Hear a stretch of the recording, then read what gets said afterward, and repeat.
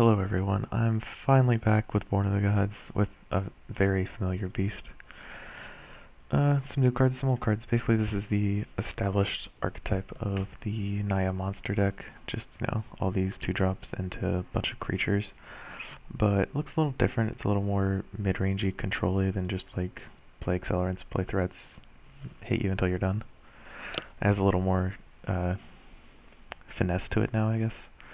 So, I mean, obviously the core of the deck is in the 2-drop department here. Got 4 of each of these mana producing 2-drops.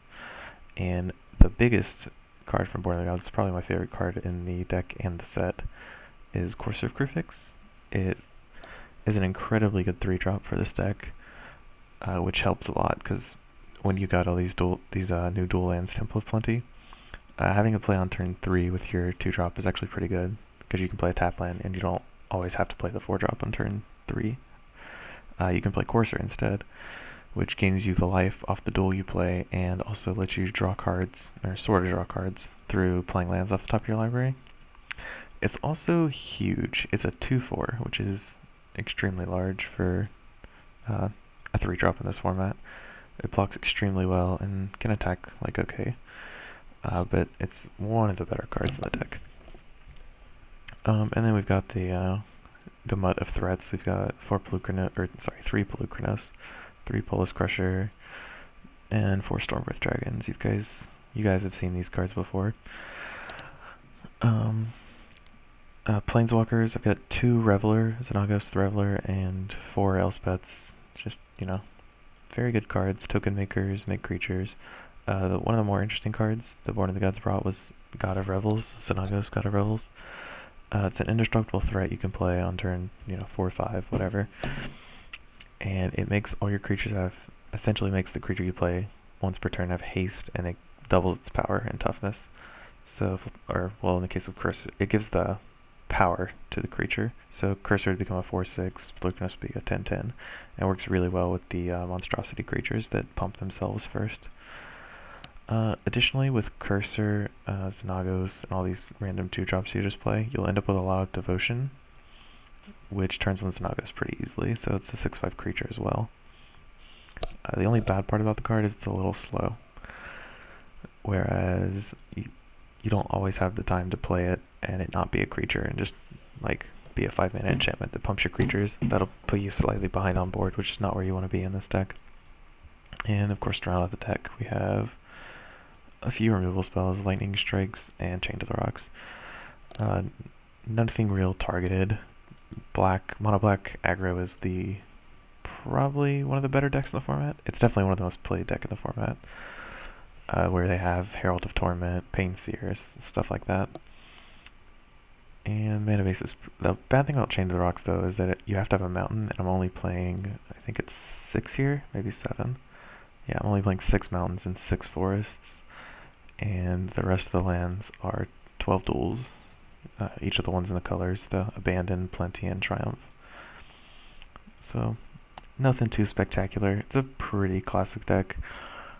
For the board, there are a lot of options for this board. I just took a bunch of the cards I thought I would want. So I have Xenagos against Mono Black, because in playtesting, I didn't like God of Revels in the matchup. I mean, I could be wrong, but every time I drew it, I just didn't have the time to play it. I would have to play something that impacts the board a little more than Xenagos, because very often against the Mono Black deck, all you have to do is survive. My impressions of the matchup, I haven't played a ton. You have to sort of survive until you can stabilize, because their deck's much faster than yours. So if you can survive and have your Cursor taking your life total up, Xenagos Xenagos the Reveler will do much more for you than Xenagos God of Revels, because it gives you blockers, accelerates your board state without having to devote additional mana to it, and it can help you power out additional cards, which is why I prefer them in the board. I just take out the God of Revels for them. I don't have 4 in the main deck because Xenagos God of Revels is extremely good in the mirror and against other slower decks, because it's a threat they can't get rid of. It's indestructible. They have to Unravel the Aether or Fade into Antiquity it. That's pretty much all you can do to it. And speaking of which, I have Unravel the Aether specifically for that card. Also gets things like Herald of Torment and Cursor. though I don't think I've yet to board it in against the mono black deck. Though I have additional removal for them in Chain to the Rocks and Magma Jets. Arbor Colossus is mostly filler. I feel like this could be any card. I just didn't know what to put here. I initially put them in there to block Herald of Torment and Stormbreath Dragons, as well as just, being a large creature that gives a lot of devotion. But it actually found a niche. I started playing, while I was playing, I started playing against a lot of the blue-green-black Ashiok deck. There's this one blue-green-black Ashiok Kiora deck, and my deck has a really tough time dealing with Stormbreath Dragon. Since I don't have main deck Arbor Colossus or anything like they used to have, it's basically Elspeth or Bust, since you can't chain to the rock set.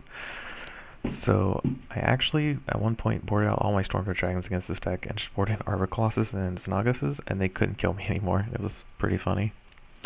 But I don't expect that to be a good reason to sideboard it. I'm kind of just looking for an excuse to cut this card, looking for something better to come along.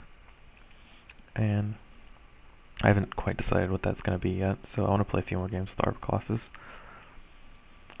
Hunt Hunter for the Mirror, and Glare of Heresy for, Elspeths, basically, and any of the white heroic decks that come along. And that's pretty much the deck. Not a lot to... It's pretty much the same classic, Elspeth Monsters deck that there was before, but with a little extra. Born of the Gods. Cursor being the huge addition to the deck. It's absolutely incredible. But, yep, daily starts in a couple here, so I'm going to wrap this up and see you all in a bit. You are watching Building Blocks on MTGO Academy, featuring Lee McLeod.